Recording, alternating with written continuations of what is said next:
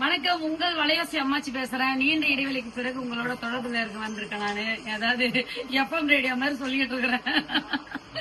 அதாவது இன்னைக்கு ரொம்ப நாள் ஆயிடுச்சு, நானும் கடைக்கு ரொம்ப நாள் ஆயிடுச்சு. ஏன்னா எங்க பொண்ணு ரேணுகாவுக்கு வர ஞாயிற்றுக்கிழமை 6 to 7 நிச்சயதார்த்தம் வச்சிருக்கேன். அதனால பத்திரிகை அடிச்சு எல்லாருக்கும் குடுக்கற விஷயமா, சொந்த பந்தங்களுக்கு, உறவுகள், உங்களை மாதிரி இருக்கிறவங்களுக்கு எல்லாருக்கும் குடுக்கறதுக்காக நான் ஒரு வாரமா நான் கடைக்கு வரவே இல்லை. அதனால இப்போ வர ஞாயிற்றுக்கிழமை அன்னைக்கு ஒரு நாள் மட்டும் கடை விடுமுறைன்னு போட்டிருக்கேன். நானு இத உங்க வீட்டுல ஒருத்தியா என்ன நினைச்சு இந்த இது ரொம்ப பொருட்படுத்தாம இந்த ஒரு நாள் லீவை கொஞ்சம் சாதாரணமா எடுத்துக்கங்க. திங்கட்கிழமையில இருந்து நான் கண்டினியூவா கடையில இருப்பேன். நிச்சயதார்த்தம் தான் இது. கல்யாணம் இன்னும் 3 மாசம் இருக்கு. அதுக்கப்புறம் உங்களை எல்லாரையும் நான் வரவழைக்கணும்னு ஆசைப்படுறேன்.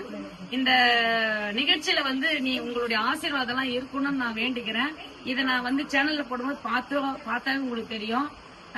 ரொம்ப பிரம்மாண்டமாலாம் இல்ல, நார்மலா நம்ம கொஞ்சம் பேரை கூப்பிட்டு நான் நிச்சயதார்த்தம் பண்ணலான்னு இருக்கேன். அதனால என் வருங்கால மாப்பிள்ள பொண்ணு எல்லாரையும் சுற்றுச்சூழல் எல்லாம் நீங்க அந்த வீடியோல பாப்பீங்க. அது எனக்கு ரொம்ப சந்தோஷமாக இருக்கு. இன்னைக்கு எங்க பையன் அதாவது எங்க கடைக்குட்டி பையன் அரி இருக்கான் பாத்தீங்களா, அவன் வீடியோ எடுக்கிறான். அதுல ஏதாவது தப்புகள் இருந்தா மன்னிச்சிருங்க. ஏன்னா எங்க பெரிய பையனுக்கு நல்லா எடுக்கும்.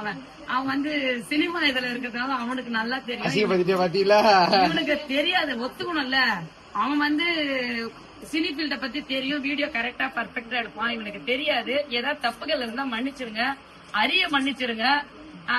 பாலா நல்ல ஒரு எக்ஸ்பீரியன்ஸான ஆளு, வீடியோக்கு, போட்டோக்கு, யூடியூபுக்கெல்லாம். அதனால அவர் கொஞ்சம் பிஸியா புதுக்கடையில வேலை பார்த்துட்டு இருக்காங்க. கஸ்டமர் கொஞ்சம் அதிகமா இருக்காங்க.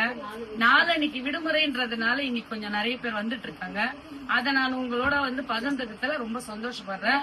ரெண்டாவது ஞாயிற்றுக்கிழமை ஒரு நாள் விடுமுறை. அதை மட்டும் சொல்லி மறுபடியும் சொல்லிடுறேன். ஏன்னா நிறைய பேர் லாங்ல இருந்து வந்துடுறீங்க.